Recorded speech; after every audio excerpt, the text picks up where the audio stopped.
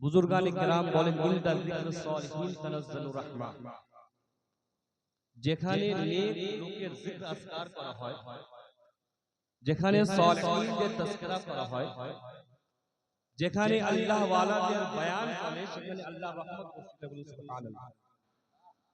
তো আপনারা এখানে আছেন, আপনারা আল্লাহর রহমতের তলায় রয়েছেন, বলুন আলহামদুলিল্লাহ। আর আমরা হচ্ছি সুন্নি, কি বলুন, জোরে বলুন, কি সুন্নি।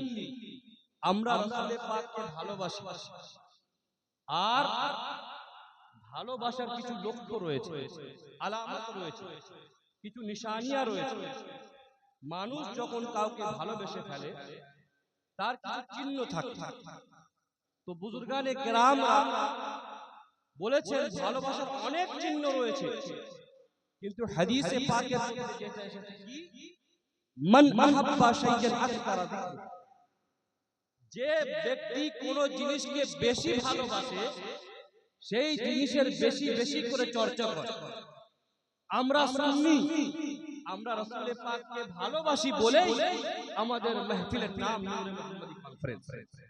আমরা সুন্নি, আমরা রাসূল পাককে ভালোবাসি বলেই আমাদের আযানের আগে সালাত সালাম হয়। আমরা সুন্নি, আমরা রাসূল পাককে ভালোবাসি বলেই আমাদের নামাজের পর দরুদে পাক পড়া হয়। আমরা সুন্নি, আমরা রাসূল পাককে ভালোবাসি বলেই আমরা দাঁড়িয়ে রাসূল পাকের উপর সালাত সালাম দেই। এটা একটা ভালোবাসার আলামত। আমি কোরআনে মুকদ্দাস থেকে একটি আয়াতে কারিমা পড়ার সৌভাগ্য অর্জন করেছি। আল্লাহ খালাকে বেনিয়াজ পরওয়ারদিগারে আলম উনি নিজের পবিত্র কিতাবের মধ্যে বলছেন, কুল, এ নবী আপনি বলে দেন, ইন কুনতুম তুহিব্বুনাল্লাহ, তোমরা যদি আল্লাহকে ভালোবাসতে চাও, আল্লাহকে পেতে চাও, আল্লাহকে রাজি করতে চাও, কুল ইন কুনতুম তুহিব্বুনাল্লাহ ফাত্তাবিউনি, তোমরা আমার নবীর ইতাআত করো। সুবহানাল্লাহ। দেখেন আজ মুসলমান উম্মত অনেক বিপদের মধ্যে রয়েছে। ফলস্তিনের খবর আপনারা দেখছেন, হিন্দুস্তানের অবস্থা আপনারা দেখছেন। কখনো আমাদের মসজিদ ভাঙা হচ্ছে, কখনো আমাদের আক্রমণ করা হচ্ছে, কখনো আমাদের উপর বিভিন্ন রকম বোঝ দেওয়া হচ্ছে। এর কারণটা কি? কোরআন শরীফ যখন আমি খুললাম, আমি দেখতে পাচ্ছি কি সমস্ত উম্মত তাদের উপর আযাব এসেছে। তার কারণ একটাই, তারা নিজের নবীর নাফরমান হয়েছে। তারা নিজের নবীর নাফরমান। কওমে সমুদ এর আগের উম্মত সেটা বরবাদ হয়েছে, তবাহ হয়েছে নিজের নবীর নাফরমানির কারণে। হযরত নূহ আলাইহিস সালাতু ওয়াত তাসলিমের উম্মত তারা হালাক ও বরবাদ হয়েছে, হালাক হয়ে গিয়েছে। তার কারণ নবীর নাফরমানির কারণে। কওমে আদ তারা বরবাদ ও হালাক হয়েছে, নিস্ত নাবুদ হয়ে গিয়েছে। তার কারণ নবীর নাফরমানির কারণে। তো বোঝা যায় যে উম্মত নবীর নাফরমান হয়ে যায়, আল্লাহর আযাব তাদের উপর, আল্লাহর আযাব তাদের উপর আসে। আজ আমরা দেখতে হবে যে আমরা নবীর ওয়াফাদার কিনা, নবীর মুহিব কিনা, মুহাব্বতকারী কিনা। আপনার নামাজ, আপনার রোজা, আপনার যাকাত, আপনার হজ, সমস্ত আমল একদিকে, যদি আপনার সিনার মধ্যে মুহাম্মদ আরবির মুহাব্বত না থাকে, আপনি কামিয়াব হবেন না।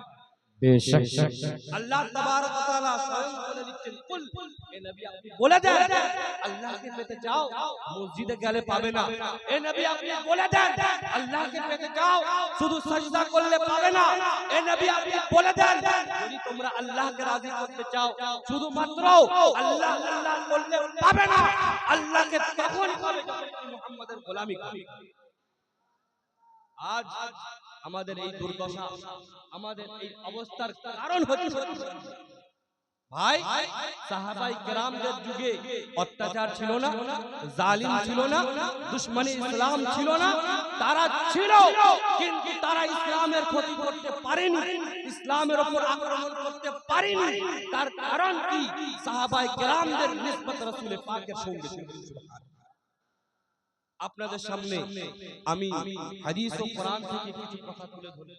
আমাদের সম্পর্ক, আমাদের রিশতা, আমাদের রিলেশন যত রাসূলে পাকের সঙ্গে মজবুত হবে, যত গাঢ় হবে, আমাদের তত আমরা কামিয়াব। ফর এক্সাম্পল আপনি দেখেন না হযরত আবু বকর সিদ্দিক রাদিয়াল্লাহু তাআলা আনহু, আবু বকরকে কে জানতো, কে চিনতো, কে মানতো, কিন্তু যখন ওনার সম্পর্ক মুহাম্মদ আরবির সাথে হয়ে গেল, ওনাকে আমিরুল মুমিনিন বলা শুরু করলো। ওনার সম্পর্ক যখন রাসূলে পাকের সাথে হয়ে গেল, ওনাকে সিদ্দিক আকবর বলা শুরু হয়ে গেল। আল্লাহু আকবার কবীরা। আবু বকর সিদ্দিক আমার রাসূলে পাকের সাথে কেমন মহব্বত করতেন, আবু বকর সিদ্দিক আমার রাসূলে পাকের সাথে কেমন প্রেম করতেন। আসুন আসুন হাদিসে পাক থেকে বলি, হাদিসে পাকের মধ্যে বর্ণিত রয়েছে, কি বর্ণিত রয়েছে, আবু বকর সিদ্দিক রাদিয়াল্লাহু তাআলা আনহু যখন উনি মুসলমান হলেন, যখন উনি কালমা পড়লেন লা ইলাহা ইল্লাল্লাহ মুহাম্মাদুর রাসূলুল্লাহ, যখন উনি এই কালমাটা পড়ে নিলেন, পড়ে নেওয়ার পর ব্রাদরানের তরিকত উনি কি করলেন, রাসূল পাকের দরবারে হাজির হয়ে গেলেন। ইয়া রাসূলুল্লাহ, ইয়া হাবিবাল্লাহ, আপনাকে মেনে নিয়েছি, আপনার কালমা পড়ে নিয়েছি, এক আল্লাহকে মেনে নিয়েছি। হে আল্লাহর রাসূল, আমরা কি সত্যর পথে নেই, আমরা কি ভালো পথে নেই, আমরা কি হকের পথে নেই? আল্লাহু আকবার কবীরা। রাসূল পাক বললেন, হে আবু বকর, তুমি এই প্রশ্ন কেন করছো? অবশ্যই অবশ্যই আমরা হকের পথে রয়েছি, অবশ্যই অবশ্যই